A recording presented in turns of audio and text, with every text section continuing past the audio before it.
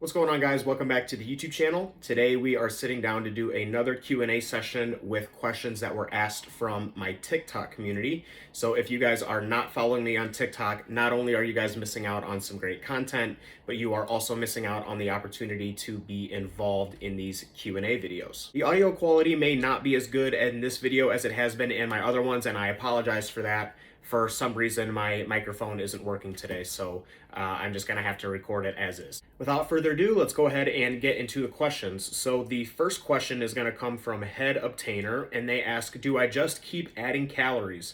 My weight plateaued and I'm eating around 3,900 right now. Do I add another 200 and see what happens, or more than 200?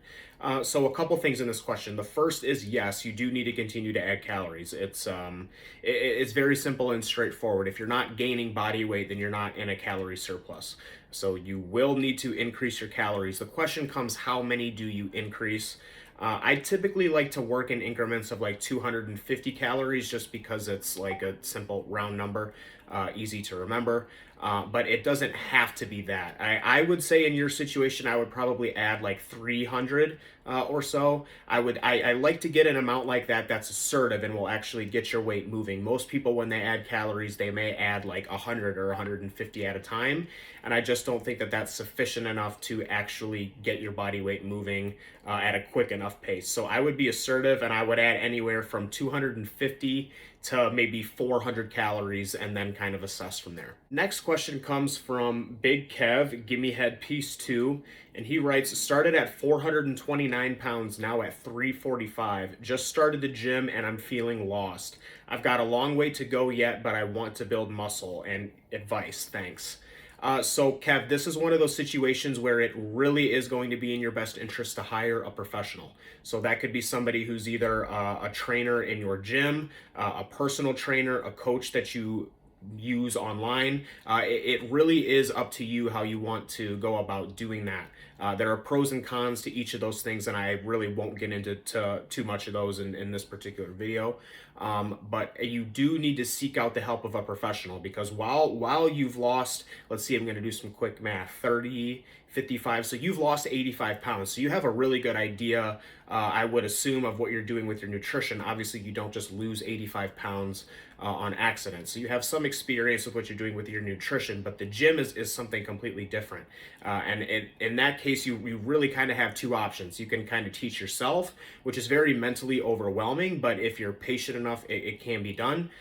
Or you need to hire a professional. And I really think that if time is something that you are concerned with, you can waste a lot of time trying to teach yourself how to do things in the gym and watching other people and things like that. And I really truly believe that it's going to be in your best interest to hire a professional, someone who knows what they're doing, someone who has experience guiding other people and maybe guiding themselves as well. Like maybe they were overweight and they lost weight, or they were skinny and they built muscle. Someone who has personal experience and also experience with other people, clients, and let them guide you and listen to what they say and try to learn from them. Next question comes from user 7155, and they ask, how do you feel about forced negatives and drop sets? So I kind of touched on this, I think it was in my last Q&A, where I talked about intensity techniques, and I think that they're perfectly fine. I think that as long as you account for the fact that they cause a lot of fatigue, then they can be beneficial to you. But that really is the big thing, is that a lot of people, in my opinion, are overusing these intensity techniques. They're using them on every exercise of every workout, every single workout of the week. And I think you need to be a little bit more strategic about how you use these intensity techniques. I think you need to use them sparingly, maybe one exercise per session, and I would really only use them on body parts that you're trying to improve. Because while they do cause a lot of stimulus for growth, they also cause a lot of fatigue. And if you're using them too much, then you're gonna just dig yourself into a recovery hole that you can't dig yourself out of. But there really isn't anything magic or crazy about them. It's just the fact that they allow for a greater hypertrophy stimulus. But I have not done, I can honestly say I have probably not done a drop set in like 2 years. I don't think that there's something that's necessary. I much prefer to master the straight set before I start working about or worrying about intensity techniques. Gains Over Girls 3 asks, what do you do when waiting for a machine? Stretch, use another machine to stay warm, or just wait? So the first thing I'll do, that if a machine that I want to use is taken, is I'll ask the person who's on it how many more sets they have left. A lot of times people are just using machines and they have no idea how many sets they have left, or they're just sitting in a machine on their phone wasting their time. So the first thing that I'll do is ask them how many sets they have left. If they have sets that they're doing still, then I'll either ask to work in, and sometimes people aren't cool about working in, which is fine. What I'll do in that situation is I'll either wait if they only have a couple sets left, or I'll go do a different exercise that doesn't interfere with what I'm about to do. So for example, let's say in a leg session, I'm doing my leg extensions, and then after I do the leg extensions, I'm going to the hack squat. So let's say I finish the leg extensions and the hack squat is taken, and the person is going to be a while in there and they don't let me work in. What I would probably do then is I would probably go to the dumbbell laterals, which is another exercise that I have in that same exact workout, but it's towards the end. And I would just do that instead. And then after the laterals, hopefully that person is done on the hack by now. And then I would go on the hack. So if you're going to do a different exercise, I would pick one that isn't going to interfere with the exercise that you're trying to do. So maybe you could do some like calf raises or crunches or something like that. But 9 times out of 10, if you just ask the person how many sets they have left on the gym or on the piece of equipment, they're just going to tell you 1 or 2, and then at that point I would just wait. Eli Higby asks, hey man, hope your weekend has been going well. Was wondering if you had any thought on the advantages and disadvantages of a training partner. So this is a really good question, and I think that training partners are something that are really, really common. Every time I get on Instagram and I see an influencer or a pro, they're typically not training alone. They're typically training with someone else. It is my personal preference to train alone most of the time. And my reasoning for that is just a lot of the training partners that I've had up until this point are hard to rely on. And this is kind of, leads me into the disadvantages of a training partner, is that if you don't have a good training partner, if you have a training partner who isn't on the same page as you, it really is frustrating. Getting to the gym and I'm ready to start working and this motherfucker isn't even here yet.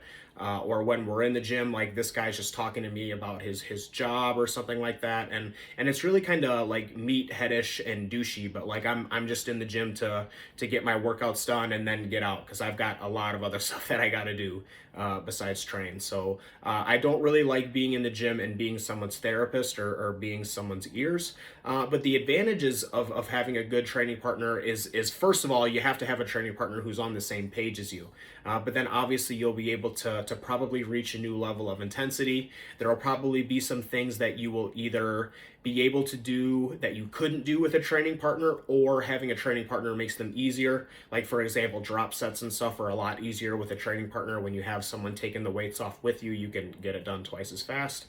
So things like that. But I don't think that it's something that's absolutely necessary. And in my personal experience, if the training partner isn't really aligning with the goals that you have and they don't have the same drive as you, I think that you're better off training solo. Sal Perello asks, is there anything wrong with increasing expenditure year-round to eat more? I feel like it makes cutting and bulking easier since my appetite is huge. I can really only think of one scenario in which it would be bad, and that would be like towards the tail end of a diet. Because what you're going to find in that situation is you're going to be doing more steps or more cardio so that you can eat more. But if you're lean enough, you're going to get to a point where those steps and those cardio are going to cause more fatigue than what you're able to recover from. So that really is one of the few scenarios in which I think increasing expenditure is disadvantageous. It's probably not going to be helping you. In the sense of bulking, I actually think it's better to do it that way most of the time, just to keep expenditure high and things along those lines, so that you're staying healthy as you're increasing your body weight and keeping your cardiovascular system working efficiently. Now, this can either be, traditional cardio, or it can be steps. I prefer steps because it's the least impactful, and it has the least impact on recovery and causes the least amount of fatigue. But it really ultimately comes down to an individual basis. If you find that the extra expenditure is taking away from your performance in the training sessions, then yeah, I would put a cap on it and I wouldn't continue to increase expenditure, and then maybe start focusing more on getting on controlling and being more disciplined with your appetite. But as long as those things aren't happening, I don't really see much of a problem with it. And the final question comes from Civixo. I hope that I pronounced that right. They ask, do your family and or friends care about your gear use, and do they support it? So I'll start off by saying right off the bat that the vast majority of my friends and family don't know about my gear use. It's just not something that I feel is important to bring up to them. Now, if they ask, I'm more than happy to talk about it. But the few friends and family that are aware of my gear use are supportive of it. I think it's worth mentioning that the majority of my friends that know about my gear use are also gear users themselves. So obviously they will support it because they are users too. But the ones that don't take gear but are aware of my gear usage, I think that they're aware of the fact that I'm doing this like for a very specific reason. Like, for example, I think the vast majority of people are taking gear just because they want to be big or they want to be lean. My reasons for taking gear are more along the lines of I want to try and make a career out of this in one way or another, whether it's as a competitor myself or as a coach.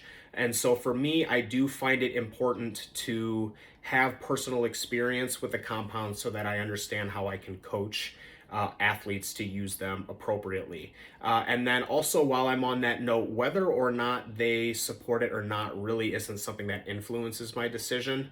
I don't want to go on like a rant or anything like that, but I'm pretty dead set on living my life for me and doing what I want to do and not letting other people influence that decision. I mean, I get enough shit talk on the internet that if people wanted to, bring me down, then they could, but it clearly doesn't affect me. So my friends and family, they are aware, not all of them, but the ones that are aware, they make it seem like they support it. Whether or not they actually do, I don't really care.